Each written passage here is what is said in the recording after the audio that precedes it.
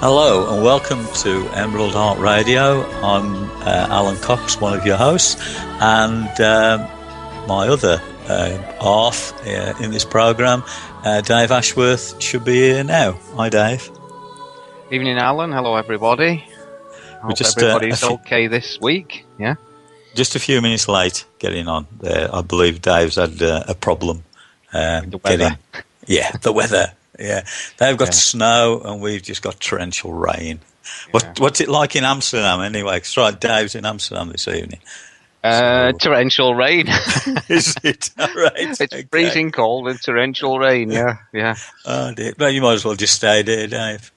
Well, at least I missed the big gale when I was flying. I was watching the weather forecast, hoping that was going to pass over before I had to get on the aeroplane. Yeah. And but it did, and it was a lovely morning to fly out. I love flying out when it's a blue sky. It's great. It is lovely, isn't it? Looking down, you're right. It is. Yeah. Well, we've got a little bit of a controversial subject, I suppose. The guides were leading me to put up about religion and what place and how important it is, and our beliefs in being connected to spirit. Does religion find our way to God? And I put up, it brings to mind Onward Christian soldiers marching as to war, with the cross of Jesus going on before, and that kind of alludes to a battle. And I don't think it really matters whether we're talking about Christianity or any other religion. To find God and the true spiritual path can be a battle. Would you agree with that, Dave? Well, as you say, this was literally given to you, this title for this show, as we finished the last show last week, wasn't it? We had a brief chat after the show, and then you text me a few minutes later, say, this is the theme for next week. That's right. So I thought, well, this is a tough one. Yeah, it is. They like to test us and throw stuff at us, don't they? And it's interesting, the words that you were reading there, because I printed the words off the internet about an hour ago, just to tune into it a little bit and have a look. And I quite often like the words to hymns. There's some very interesting stuff, and this one was written by a lady called Sabine Baring Gould back in 1834 to 1924 she lived. So she had a fair stretch. Yeah. and it is in those first two lines, soldiers, of course, we've got the word soldiers marching as to war.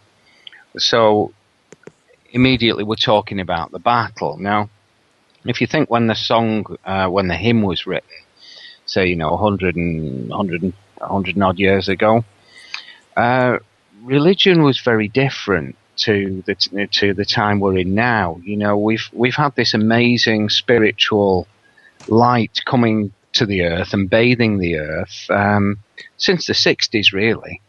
I wrote quite a bit about this in the book, The Keys of Transformation. The guidance took me on this journey back over the past couple of 100 years, really, where it was showing me the changes that were coming to human consciousness and how these could be very simply seen through the arts. So, for example, they showed it through music and Elvis Presley appearing on the scene. And Elvis was a new paradigm, I remember looking into a little bit of the history of Elvis and people locking up the daughters, for example, and barring him from appearing in their towns. And, Elvis was seen as the devil, very much so. So when we look at that word battle, it's the battle between light and dark all the time. And what Elvis was bringing in was a new light. It's like, here is the universe or God illuminating a guy with this amazing creative ability to set people's hearts on fire in lots of different ways. The thing is, Dave, God gives all of us different insights to the way to reach him, if you want to use that expression, and we don't always pick up on it. And a lot of people don't like change, and something comes along and they say, well, that can't be right. That's,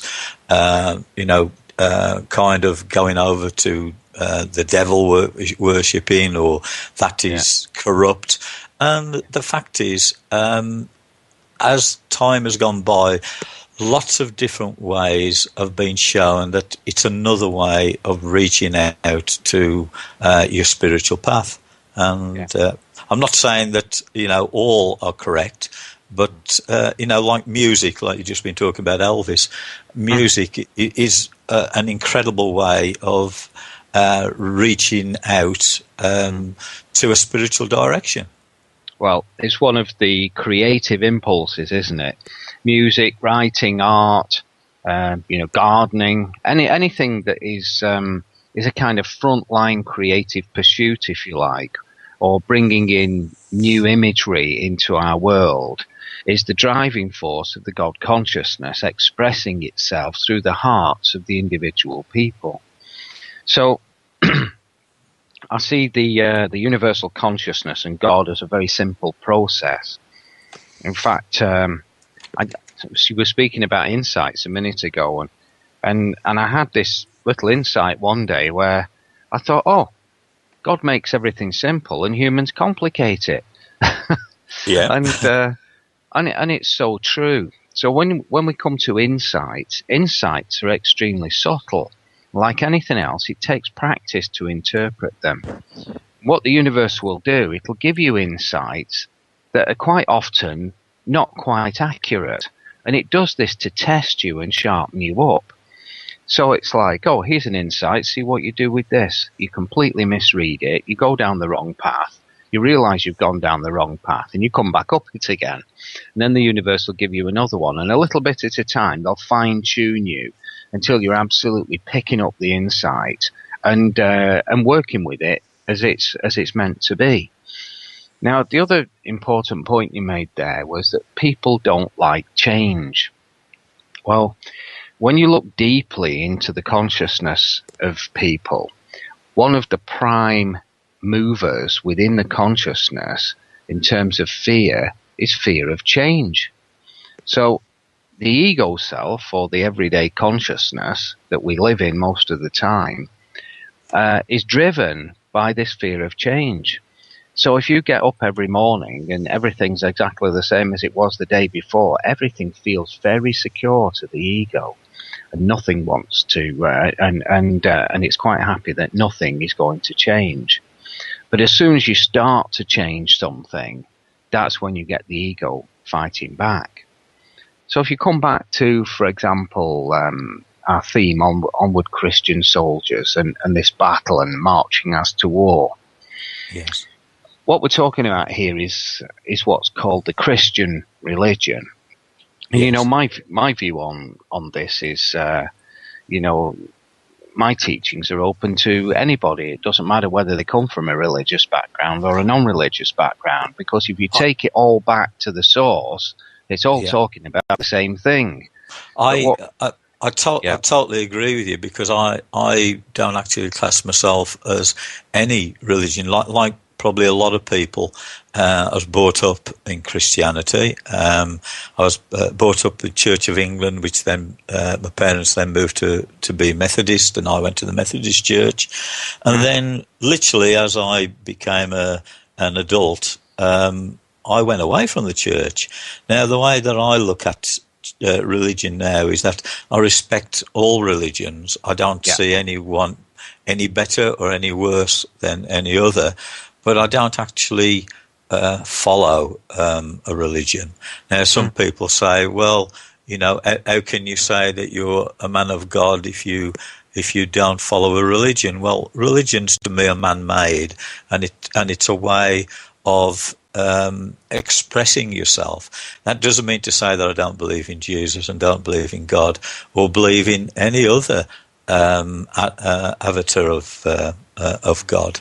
It just means that I have an open mind to all ways of life, and I think as long as we live the best kind of life as we possibly can, then I don't really think it matters. But that is just how I look at it. I don't know what you think, Dave. Well, I wouldn't disagree with a single word you've said there. Some people, sometimes say, well, what do you believe in? What's your belief? Do you believe in this? Do you believe in that? And I thought about this one day to give an answer to somebody many, many years ago, and I've stuck with this ever since. When I'm asked that question, I always answer it that I don't believe in anything. I only have knowledge of my own experiences.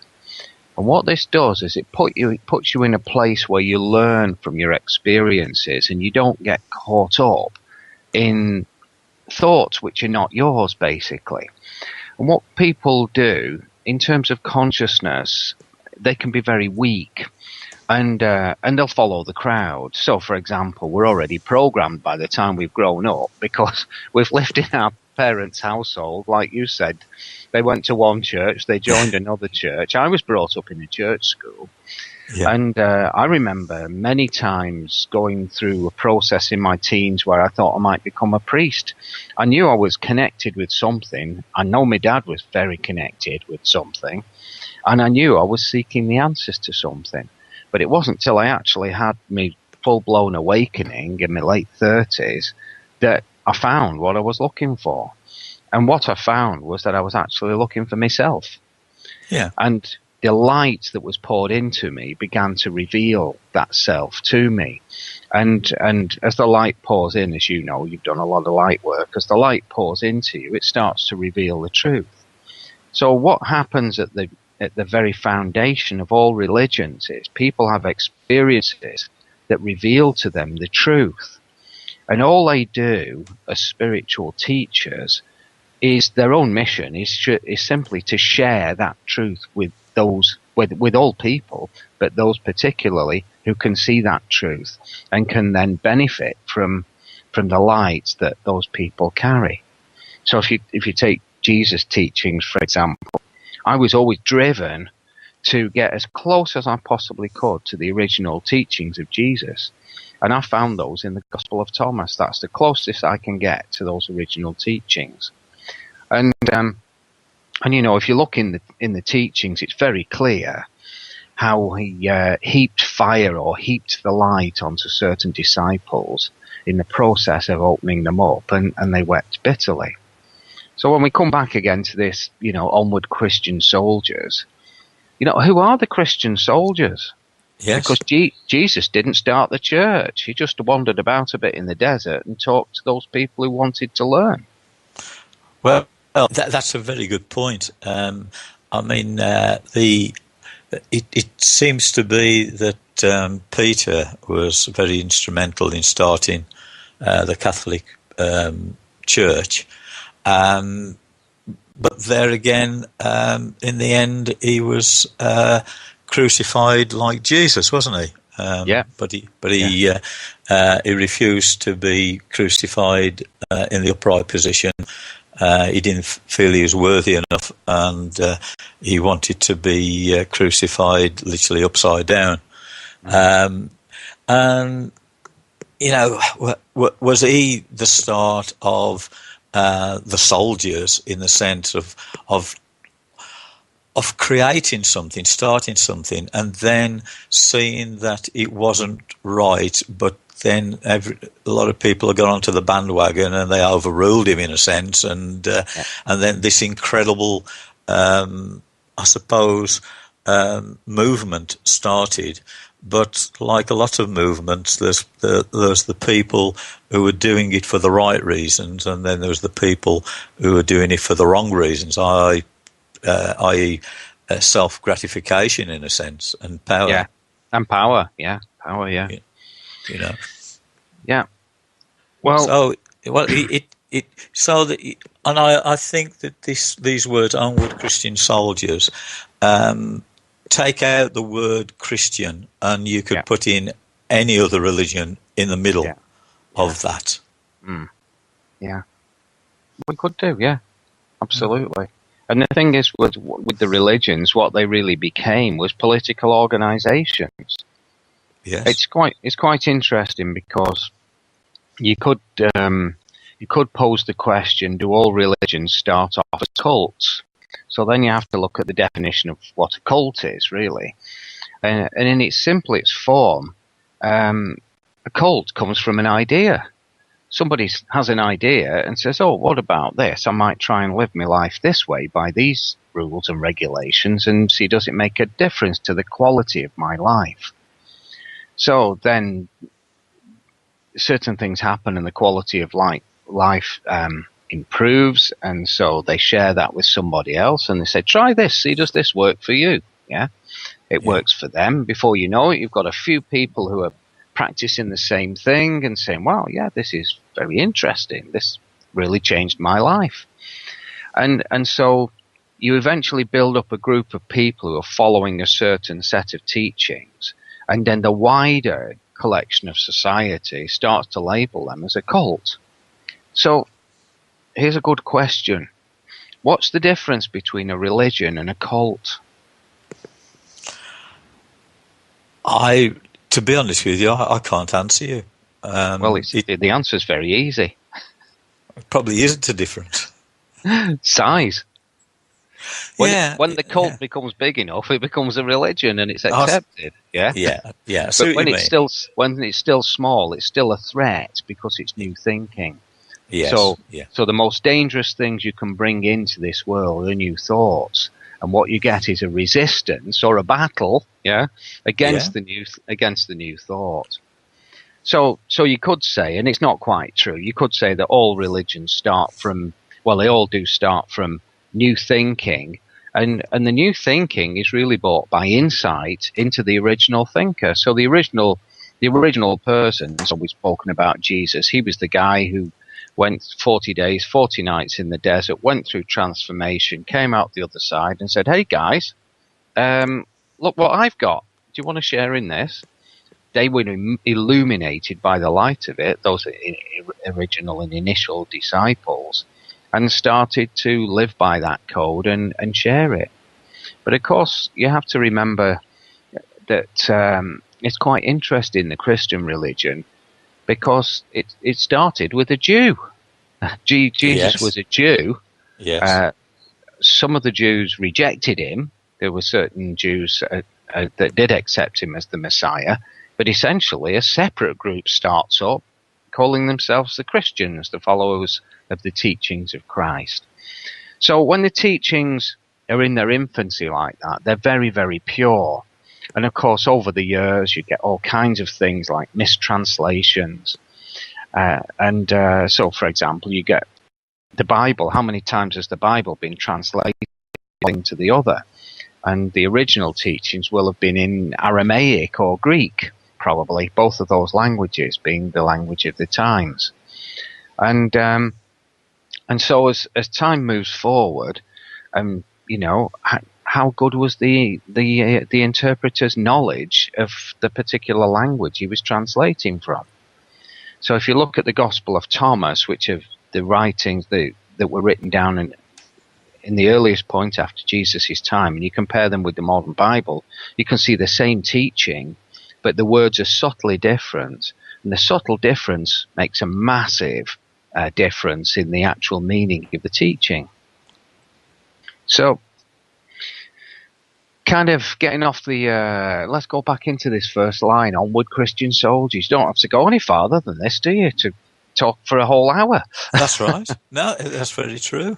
Yeah. And I suppose as a child, and singing this hymn, don't really take it in. You don't really understand, well, I'm talking about personally, what it actually meant. And I suppose as a child, my mind conjured up literally an army with the battle dresses on and spears and what have you.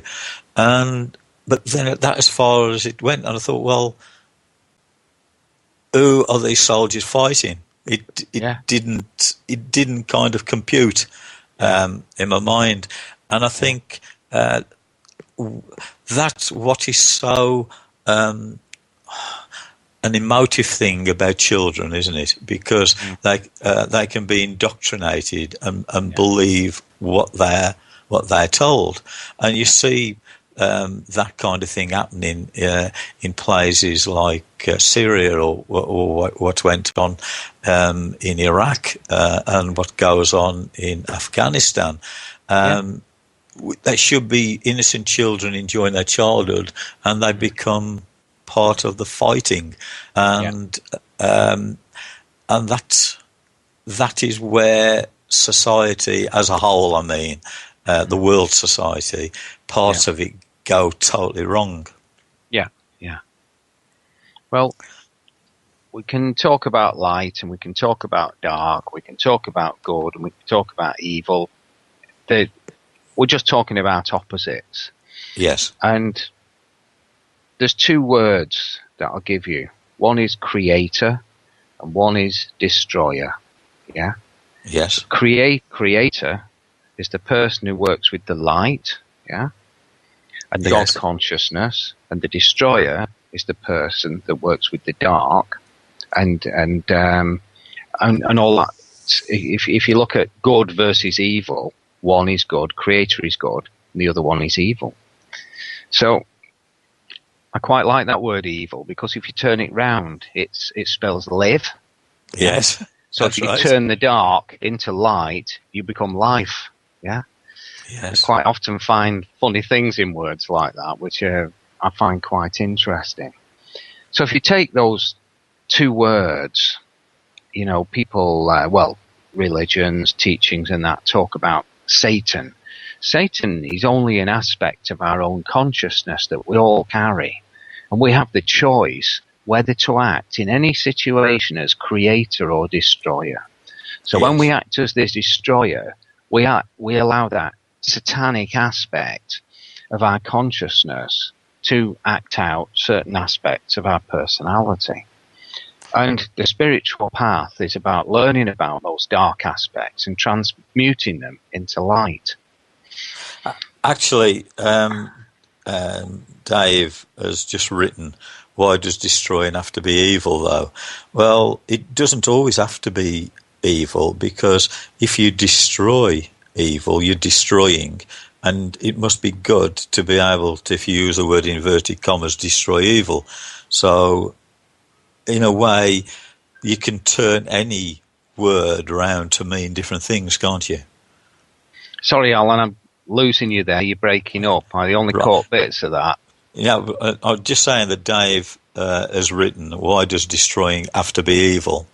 And it doesn't have to be evil, because you can destroy evil.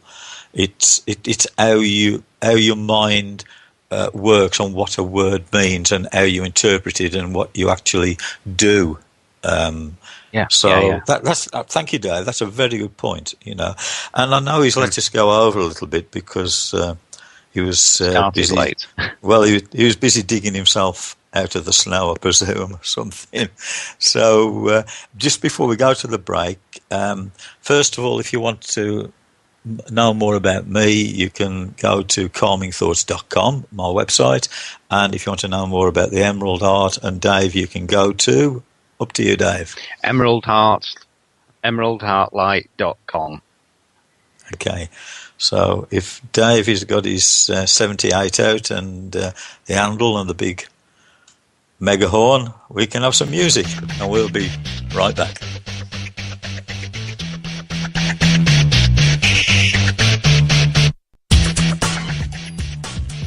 And welcome back to the Emerald Art Radio, and I'm Alan Cox, and my co-host Dave Ashworth should be on the other end of the line if he's finished his chocolate and his drink. Well, I finished the chocolate. I'm still chewing on the nuts, though. Okay. Yes, it's Dave Ashworth here. I'm still with you. You never mentioned the nuts. So coming back to this this theme, Alan. Yeah. Yes. Yep. I feel we should change the direction with it a little bit and look at this word battle. Okay. Onward, Christian soldiers marching as to war. So this is all about the battle. Yeah. Yes. So if you take a different view on the whole picture, it's not that you're never going to achieve anything marching into anything with an army, because you're going to upset a lot of people. Yeah. Yeah. And what we've seen with religions over the years, and even if you look within each religion, there are factions and processes are occurring where people are always moving in different or opposite directions. So if you bring that battle down to the individual, the battle within the individual is to move from darkness into light. It's to dissolve and transmute those darker aspects we spoke about just before the break and transmute them into light. So you begin to radiate light constantly into the world, and in that process, as the light that you radiate touches the lives of other people, it helps them through their own internal battle to bring about change within themselves. You know, we've seen many over the years situations where people have come from dark criminal backgrounds and gone through inner transformations and turned themselves into wonderful people doing wonderful work. Yes. And that's the whole process that we're involved in this battle. The battle is all about the battle to overcome dark and bring yourself up through light. And in that process, change your consciousness. And as your consciousness changes, then the consciousness of all those around you begins to change because it becomes influenced by the light that you carry. Not so much influenced by your thoughts or ideas, although that might be the case, but influenced by the light that you carry within you. So if you go back to the beginning... Sorry, Alan, go ahead. Yeah, no, I was going to say, you said something interesting there about the criminal people who have turned to God, religion, and they've turned their life around. It could be seen that those people, perhaps before they came down to Earth, did they come down and wanted to experience the evil side and then the good side? Or were they born, if you want to use the expression, evil and realised that the only people, as well as the other people I've hurt, they was hurting themselves, so they turn around in a selfish way? It evokes lots of different kind of thought patterns and scenarios why somebody goes from one extreme to another. Mm-hmm. Yeah, indeed. Well, if we're looking at the incarnation story, we basically come down to Schoolhouse Earth. This is what it's known as. We come here to learn things. So it might be that we've had particularly dark aspects, dark previous lives, manipulative, poisoning, for example, poisoning the lives of others, manipulative, at the worst end of the scale, killers of other people. Blimey, we've not got to look very far back through humanity to find, mass killings going on where one people believe one thing and another people believe another. So what happens is one group tries to kill the others to wipe out their idea, where in actual fact all we need to do is be very open and tolerant and say, oh, that's an interesting idea that you've got to live life by. I'm living life by this one, and by all means you can compare them and take bits from each and move forward side by side. But the problem humanity's had over the eons really is the fact that nobody gives anybody else any space. No, that's very true. Yeah. So until that process changes, that collective consciousness changes, it's never really going to improve. But because we're now coming into this period, well, we're fully into it now, this period where universal consciousness is just pouring more and more light into the world, humanity can't do anything other than change. It's forcing change on us, and this particular year we've got now is going to be a year of massive expansion, providing you can see the opportunities that are coming your way. Opportunities will come everybody's way, but this year it could be a nightmare for some people and it could be absolutely amazing for others. The opportunities will be there for all, but the trick is being able to see them. And this is where you need to be carrying the light within your consciousness in order to see and seize those opportunities. Now, opportunities like this that are coming at this moment in time and have been, if we go back, say, a couple of years, and everybody was waiting for 2012, December 2012, waiting to see what would happen, etc., etc. Well, 2012 came and went, and everything that was happening has happened. Yes. But it's also continuing to happen at a much higher speed. And the guidance, when it takes me into the universe, it shows this wave image of how we're all riding a wave of time, but it depends where we are on the wave. If you're on the crest of the wave, determined by your vibration, so if your vibration is at a very high point, and you're right on the crest of that wave, you can see the opportunities coming. If you're right down at the bottom of that wave, almost in the turmoil of the ocean of the universe, you can't see the opportunities coming. So the process is one of constantly working on yourself to try and raise your vibration and carry more light. But how many people actually do that? They might read the books, they might go to a talk here and there, a seminar here and there, they might learn a bit of this, learn a bit of that. But the ones who really make the progress are the ones who live that mission all the time. They live their life mission, basically. And the life mission might be many different things, but one thing at its very core is always about seeking light. That's what we're here for, is to seek light, as well as getting on with being humans. Well, you see, obviously not mentioning any names or anything like that, but going back, you said to 2012, the early part, very significantly, I met somebody, well, they got in touch with me for help and what have you. And anyway, then they kind of went away.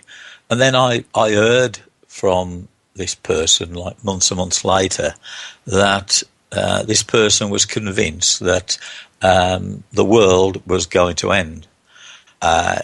He went a long distance to say goodbye to his sister.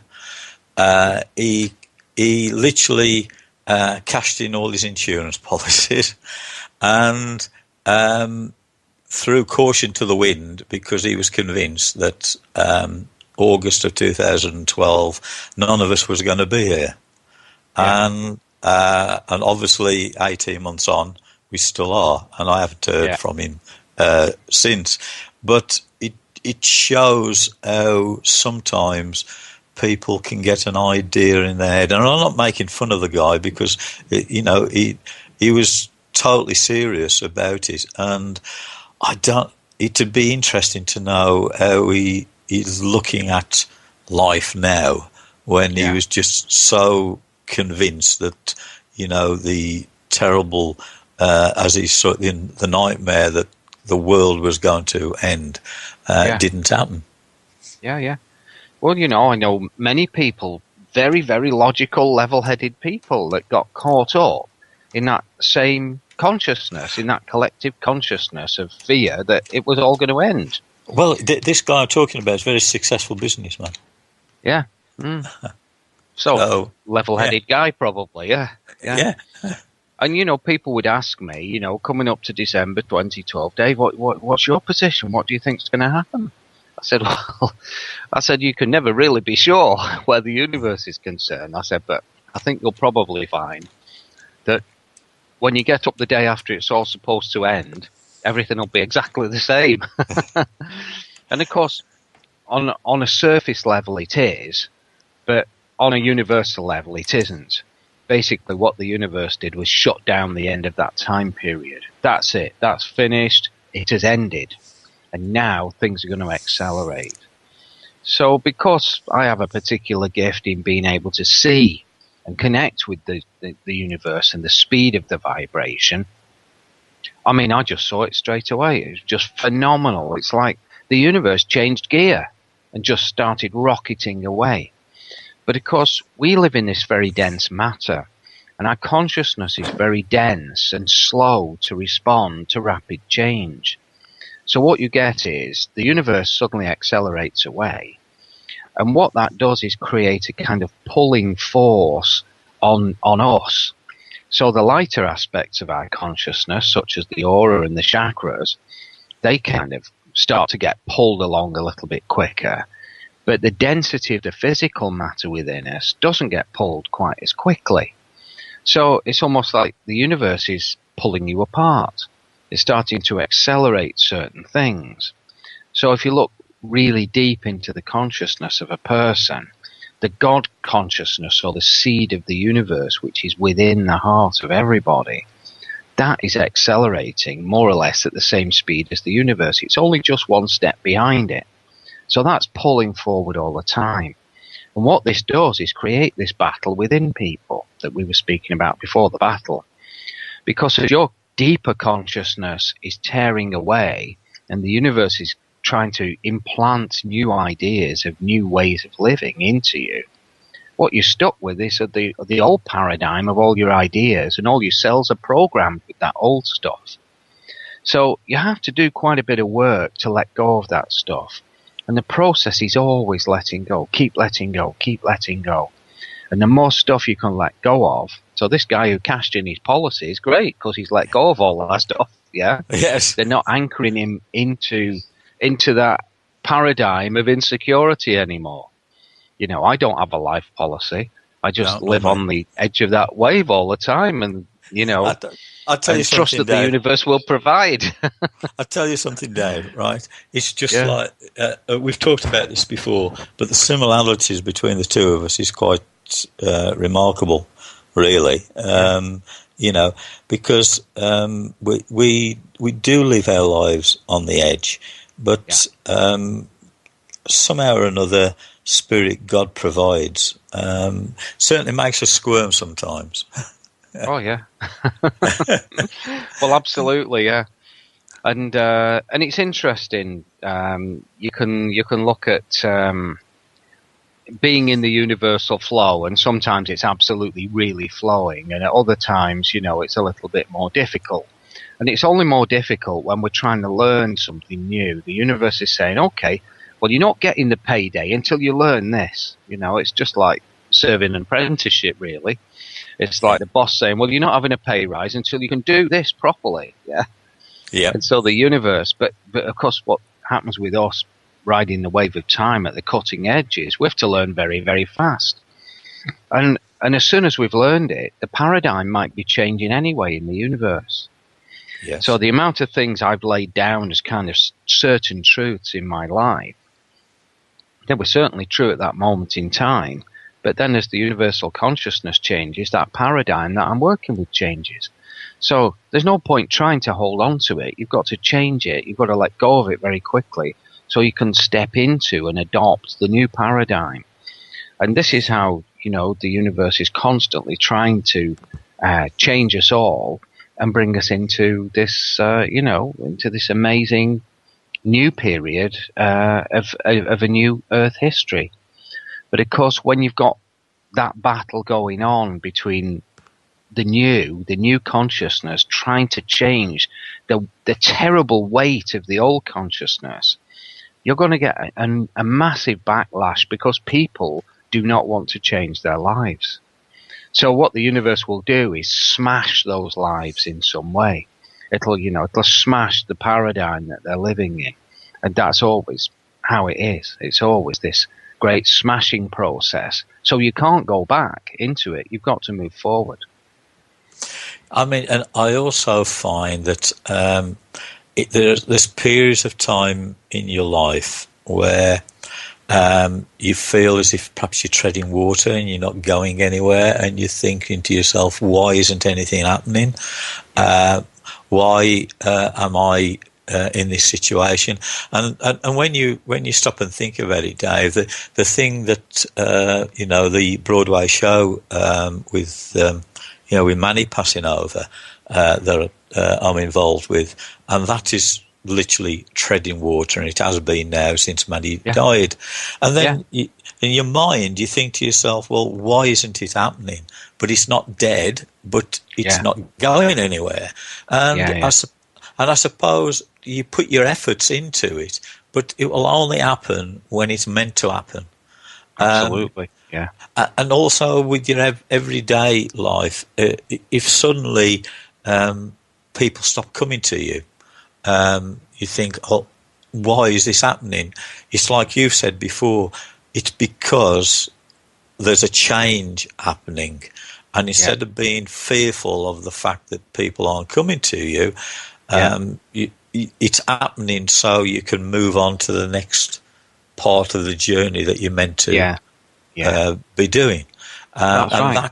And that is the hard part, isn't it? That in a sense, is the battle. And in a sense, it's, that title that I'm looking at there on the screen, Onward Christian Soldiers, it encompasses all the different battles that we face. Yeah, absolutely, yeah.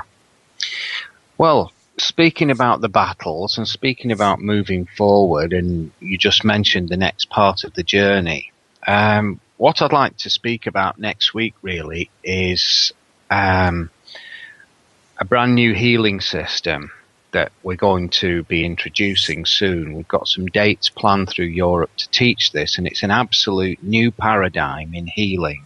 Okay. And this was given to Lynn Shaw, one of the elders of the Emerald Hearts, back in October, and Lynn and I have been working with this very closely ever since, and the universe is developing it a step at a time. Every couple of days we get new insights on how we're going to move it forward, etc., etc. But those words, the next part of the journey, ring so true, because you never really know what's coming and when it's coming. And when this new healing system was given to Lynn, with the benefit of my experience on the path, the first thing I had to teach her was to keep letting it go. And that's the hardest thing in the world to do, because you've just birthed this new baby into the world, and your teacher is saying, let it go, let it go, let it go. Yeah. So Lynn had to go through this amazing transformation of letting things go. And each time she went through it, the universe gave the next part of the process. And so it's like the universe doesn't give you the next part until you've gone through this part. Now, the name of this healing system is called the Divine Plan. Now, that in itself conjures up all kinds of images. The Divine Plan for me was, and in fact, we were speaking on the radio that night, Alan, and we hadn't really got a name for this system. And my hand was doing some automatic writing while I was talking to you, and when I looked at the words, it said the Divine Plan. This is the Divine Plan. Yeah. So we're in this new age, we're in this new energy of the new age, we're in a new era within a new age. So let's say we're not quite fully into the new age yet, but we're into the energy that's bringing us into the new age. So the new era has started from that December dates last year, and already we're seeing something that is so phenomenal. I mean, we've trialed this in a number of different ways. We've introduced it to all the Emerald Heart people, all the people who are on the retreat with us in Lanzarote, and it's just absolutely stunning and a total new paradigm. And this is change that's coming in from the universe saying, okay, healing has been great. You've had all these amazing healing systems. Now we're moving it to another level, and we're going to teach you how God does it. And that really is a new paradigm. So maybe next week we can talk about that, Alan. Yeah, well, Dave's very kindly let us go on just a little bit longer. So we've got about 6 minutes left because we started late. Fantastic. So thank you very much indeed, Dave. I know he can only do that occasionally because sometimes there's a show follows and what have you. Yeah. But that's brilliant. So, because I was just about to say to you, Dave, we've got to wrap it up, but you just typed that, so that's brilliant. So next week, we can put it up on the Paramania site for the topic of the show. And it's going to be, the title you want is going to be? We'll have Launching the Divine Plan Healing System. So I'm writing it down. Launching The divine plan. Divine plan. Healing system. Healing system. Okay. Oh, fantastic. Yeah.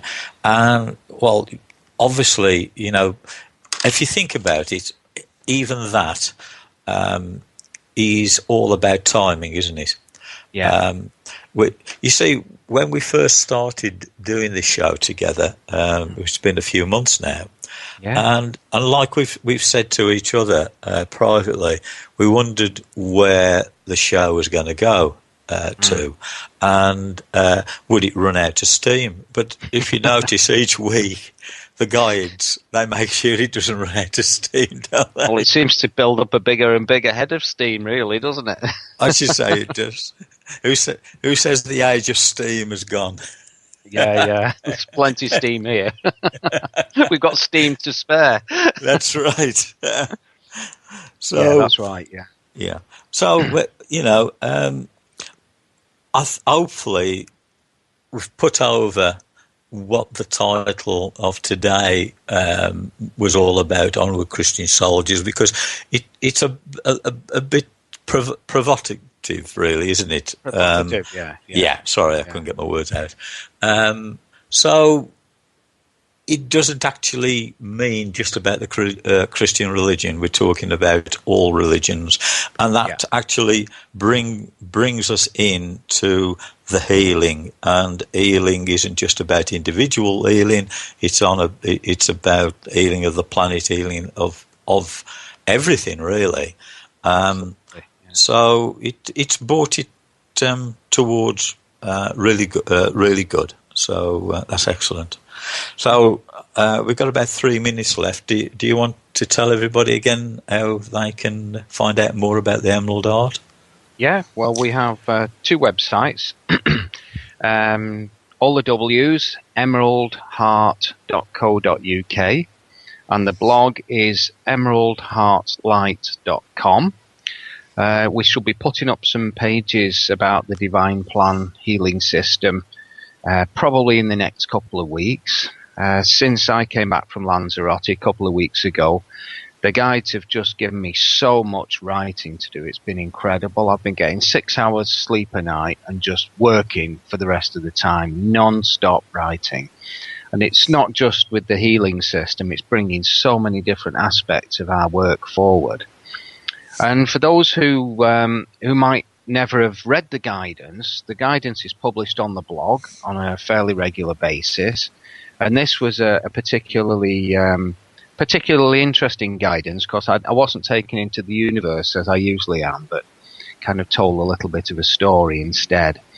And there are other posts put on the blog as well. There was one by Harriet Kroon from the Netherlands, which has been very well hit and read on the blog this week, and I've seen that's been flying around Facebook now as well, and published in the Barbara Brennan School annals too. So lots of stuff we're writing and putting in there. And on the roll of this year of expansion, we're updating a lot of stuff, websites at the moment. So keep an eye on the blog. That's very good. And if anybody wants to find out more about myself, then go on www.calmingthoughts.com. So I think it's time for us to say good night and thank everybody very much for listening out there in Internet land, Radio land, and in the chat room. Absolutely brilliant. So if you want to say good night, Dave? Well, just 1 second ago, here in the Netherlands, there's the most amazing fireworks show just going off. I don't know if you can hear that. Yeah, I can't see it because the curtains are drawn. But at 1 o'clock in the morning. Yeah. So anyway, on that fireworks show and that bang, we'll say good night and see you all next week, hopefully. So until then, it's good night from me, Dave Ashworth. And it's good night from him. Good night. Thanks, Alan. Of